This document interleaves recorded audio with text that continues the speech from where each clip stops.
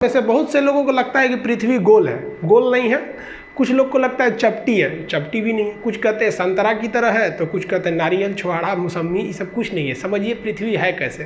पृथ्वी के बारे में अगर आप समझते हैं तो पहले आप दिमाग लगाइए कि पृथ्वी गोल कैसे हो सकती है। इसी पृथ्वी पे बड़ा बड़ा महासागर है, समुंदर है, धंसा हुआ अंदर है, वो कैसे गोल हो जाएगी। और इसी पृथ्वी के ऊपर बड़े बड़े विशाल पर्वत है, तो गोल कैसे हो सकता है। आपको मेरा चेहरा गोल लगता है, इसमें अगर आप देखेंगे नाक उठा हुआ है, आंख कम धंसा है, मुंह एकदम अंदर तक धंस गया हुआ है, माथा बराबर है, गाल तनी पचका ढचका है, अलग टाइप का है कि नहीं, इधर दाढ़ी है, सवाना घास का मैदान। इसको कैसे आप गोल कह सकते हैं। इसको कभी गोल है।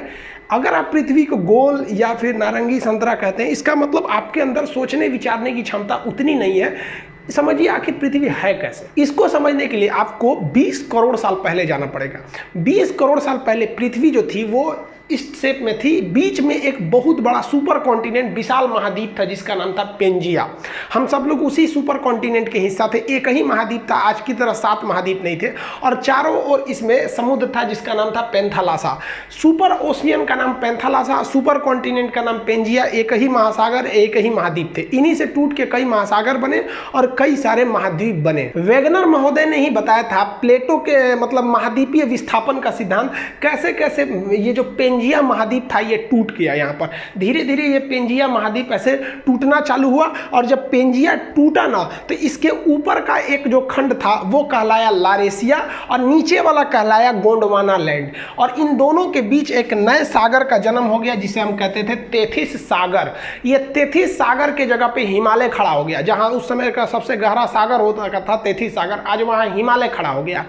इसमें हम ये बेसिकली ये समझेंगे कि पृथ्वी की बनावट कैसी है। हम ये नहीं समझेंगे कि कौन सा जीव कब आया था, वो हम एक अलग वीडियो में बताएंगे कि कब इस पर डायनासोर आए, सरीसृप आए, मछली कब आए, कैसे इस पर पानी का विकास हो गया, कैसे आखिर जीव आया। आप सोचते हैं ना मुर्गी की पहले अंडा, ये सब टाइप का। तो अभी हम इस पे मेन फोकस किए कि पृथ्वी के शेप का डिजाइन कैसे बना इसका। तो ये ऊपर का भाग यहाँ पर हो गया, और अगर आप देखेंगे तो ये ऊपर का जितना भाग था इसको हम लोग लारेशिया या एक अलग नाम दे दिया गया अंगारा लैंड। तो आज के वक्त में जितने भी ऊपर में आप महाद्वीप देखेंगे, यहाँ उत्तरी अमेरिका देख लेंगे, यूरोप देख लेंगे, एशिया देखेंगे, तो ये सब उत्तरी ये अंगारा लैंड के हिस्सा थे सब, जिसे हम लोग लारेशिया भी कहते थे।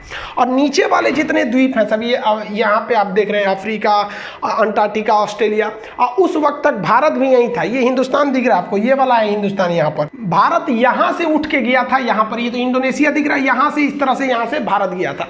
तो नीचे वाले एरिया को हम लोग कहते हैं गोंडवाना लैंड। इसको हम लोग जम्बू द्वीप भी कहते हैं। वर्तमान में भले भारत उत्तरी भाग में है, लेकिन जब ये ओरिजिन किया था आज से लगभग वो 15 करोड़ साल पहले, तो उस वक्त 15 करोड़ साल, देखिए इसकी तो शुरुआत टूटने फूटने की हो गई थी 20 करोड़ साल पहले, लेकिन ये प्रक्रिया बहुत धीमी होती है। एक साल में केवल 5 सेंटीमीटर घसकता है। तो सोचिए ना, हजारों किलोमीटर घसक गया था तो कितना करोड़ साल लगेगा।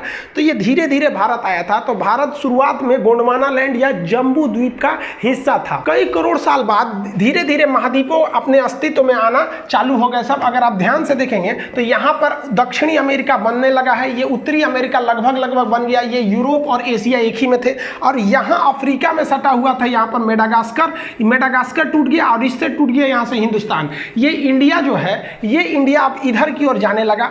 जबकि ऊपर में जो चाइना है, रूस वाला भाग है, उसके नीचे अगर देखेंगे तो तेथिस सागर है ये, और ये भारत है। इन दोनों के बीच में आज भले हिमालय है, लेकिन एक समय था जब तेथिस सागर था, और उसके बाद यहाँ से भारत जाना चालू किया। आज से लगभग 7 करोड़ साल, 10 करोड़ साल, ऐसे धीरे धीरे कई करोड़ साल लगा, और उसको जाते जाते यहाँ से धीरे धीरे यहाँ से यहाँ घसका, फिर यहाँ घसका, तेथिस सागर खत्म करके यहाँ घसक गया यहाँ पर, और जाके अभी ये भारत यहाँ पर दिख रहा है। तो ये कभी जम्बू द्वीप और अफ्रीका के पास वहाँ का एरिया का हिस्सा था। और ये जब घसका ना तो आगे वहाँ पर बैठा था पहले से यूरेशिया का प्लेट, जो चाइना तिब्बत का एरिया था, वहाँ पर ये जाके उससे टकरा गया, और टकराने के बाद भी रुका नहीं, उसे ढकेल ढकेल के ऊपर उठाने लगा। ढकेल ढकेल के जब ऊपर उठाया तो ये एरिया उठ गया, और ये विशाल एरिया हाइट पर ऐसे उठ गया। यहाँ पर इसके ऊपर चाइना और तिब्बत का ये एरिया हो गया। ये धीरे धीरे ऊपर जाकर उठ गया। आप अगर यहाँ देखेंगे तो ये इंडियन प्लेट है, ये ढकेल दिया है और खुद नीचे घुस गया है। और ये ढकेलने से यहाँ पे आप देखेंगे तो कई सारे पहाड़ियों का निर्माण हो जाता है। तो इससे इंडियन प्लेट जब उसको ढकेला तो वहाँ एक विशाल पर्वत का निर्माण हो गया। जैसे जैसे अगर आप हाइट पर जाते हैं तो हाइट पर जाने से टेम्परेचर में गिरावट आती है। ये क्यों आती है ये अलग बताएंगे। 165 मीटर की अगर आप ऊंचाई पे चले जाएंगे तो 1 डिग्री सेल्सियस की कमी आ जाएगी। लगभग 1 किलोमीटर की ऊंचाई पे जाएंगे ना तो आप में 5 डिग्री सेल्सियस की कमी आ जाएगी। हिमालय पर्वत लगभग 9000 किलोमीटर है। अगर 9 × 45 देखेंगे तो 45 डिग्री सेंटीग्रेड तो ऐसे ही गिर जाएगा कोई भी चीज़ हिमालय। इसलिए वहाँ पर पहाड़ के ऊपर पूरा टेम्परेचर गिरने से बर्फ का अंबार लग गया, पहाड़ों पर पूरा बर्फ लग गया। यहाँ धीरे धीरे इंसान बसना चालू हुआ। करोड़ों वर्ष पहले वो भाषा का आविष्कार किया तो उसने इस पहाड़ का नाम रख दिया बर्फ का घर। जिस तरह से पुस्तक का घर क्या होता है, घर को हिंदी में क्या कहते हैं, आलय। घर को आलय कहा जाता है। अब पुस्तक का घर है तो पुस्तकालय, भोजन का घर है तो भोजनालय। उसी तरह ये बर्फ को हम लोग हिंदी में कहते हैं हिम का घर हो गया तो हो गया हिमालय। तो यहाँ हिमालय का निर्माण हो गया, हिमालय पर्वत का निर्माण यहाँ से हो गया। यहाँ पर ये हो गया पर्वत, हिमालय उस और तिब्बत हो गया। तो ये तो उबड़ खाबड़ आकृति आप देख रहे हैं। अब पृथ्वी सच में कैसे दिखती है वो अगर देखना है तो देखिए ये है आपकी पृथ्वी, ये ओरिजिनल पृथ्वी है। इसको कंप्यूटराइज करके मतलब शेप लिया गया है यहाँ पर। अब आप बताइए ये इसको कौन कहेगा कि ये गोल है या फिर पृथ्वी चपटी है। पहले के ज़माने में लोग कहते थे पृथ्वी चपटी है, इसलिए वो दूर तक का सफ़र नहीं करते थे कि कहीं अचानक से गिर जाएंगे तब क्या होगा। ये बहुत प्राचीन काल की है। प्राचीन चीज़ को अभी से मत मिलाइए, वो उस वक्त उसी को सच माना जाता था और अभी के वक्त में वो सब सच नहीं है।